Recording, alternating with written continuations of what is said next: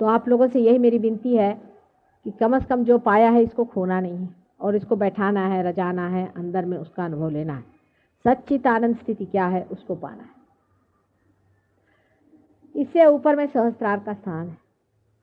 आज तक सहस्त्रार का खुलना बंद नहीं पड़ा था।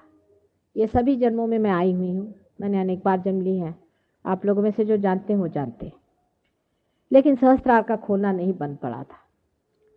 कुछ नहीं सिवाय रोने धोने के और कुछ नहीं हो पाया। सब ऐसी ही जिंदगियां बिता दी, कुछ काम नहीं बना पाए। सहस्त्रार का खोलना इसी जन्म में हुआ। वो भी लगातार रोज रात में मेहनत करती थी, सबके कुंडलिनियों में घुस घुस करके और पता लगाती थी कि इस मोटर में क्या खराबी, उस मोटर में क्या खराबी, इसमें क्या खराबी, उसमें क्या खराबी, और अपनी गृहस्थी संभालते हुए सहयोग का अंतिम जो चरण है जिसे कहना सहस्त्रार खोलना, ये हो गया। और इसीलिए 5 मई को हम लोग सब सहस्त्रार डे मनाते हैं। उस दिन जब सहस्त्रार खुला है तब आप लोगों का भी सहस्त्रार खुला। इसका मतलब यह है कि संसार में जो सुपर कॉन्शियसनेस है वो उतर आई,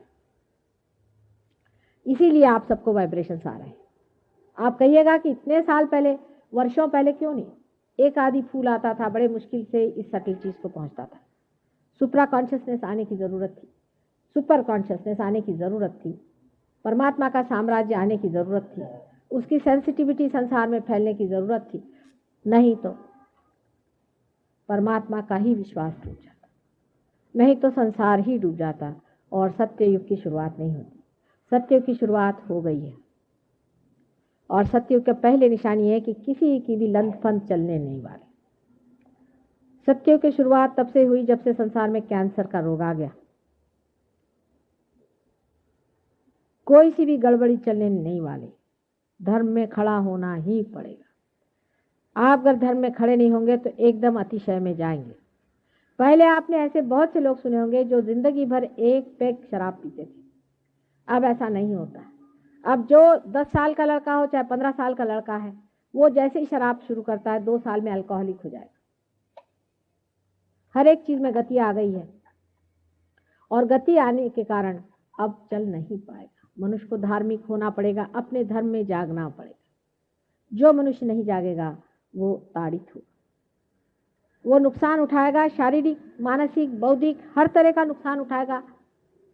और वो जानेगा, अपने सामने देखेगा कि मुझे तकलीफें हो रही, ये वो समझेगा।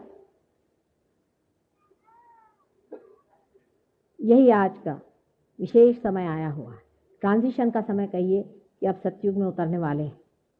सतयुग में उतरने से पहले, पूरी तरह से उसको बैठाने से पहले आपकी संवेदना बढ़नी चाहिए। आपकी जो ये देह यष्टि है, इसमें जो सेंट्रल नर्वस सिस्टम है, इस सेंट्रल नर्वस सिस्टम में परमात्मा का प्रकाश आना चाहिए। अभी तक तो सिर्फ पैरासिम्पैथेटिक में है और आपके हृदय में ही परमात्मा बसे हुए हैं, लेकिन इसका प्रकाश जब आपके सेंट्रल नर्वस सिस्टम में आकर के चैतन्य स्वरूप जैसा कि वर्णन किया हुआ है, आप जब उसे पूरी तरह से अध्ययन करिएगा और जानिएगा, तभी सत्ययुग आपके अंदर बैठ सकता है। अभी तक कोई भी पुस्तक में कहीं पर भी ऐसा नहीं लिखा गया है कि कौन से उंगलियों में कौन से चक्र जाने जाते हैं। मैंने आपसे कल बताया था, गगनगढ़ के महाराज बहुत बड़े माने हुए 105 साल के हैं, वो भी नहीं जानते हैं कि ये चक्र सारे कैसे पकड़े जाते हैं। वो कहते हैं कि हम तो अंदर के ही जानते हैं, अंदर में जहाँ पर उंगलियों पे हमें नहीं मालूम। ये तो बहुत ही कमाल हो गया कि उंगलियों पे छोटे छोटे बच्चे भी तुमको बता रहे हैं कि कौन सा चक्र कहाँ पकड़ता है। इसका डिकोडिंग पूरा तुमने बता दी। आखिर इन लोगों ने तुम्हारे साथ क्या किया? इन शहर में रहने वाले लोगों को और इन गांव में रहने वाले लोगों को तुम क्यों पार कर रहे हो? इनकी क्या विशेषता है? ये कौन बड़े ऐसे अफलातून होते हैं? इनको किसके पैटर्न पे तुमने पैदा किया? मैंने कहा इनको गणेश के पैटर्न पे पैदा किया मैंने, सहस्त्रार से इनका जन्म दिया।